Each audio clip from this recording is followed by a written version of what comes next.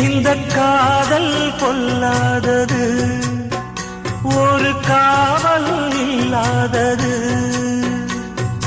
ஊதக்காத்தில் வஞ்சி மாது ஒத்தையிலே வாடும் போது போர்வை போல பொத்தி அணைப்பே.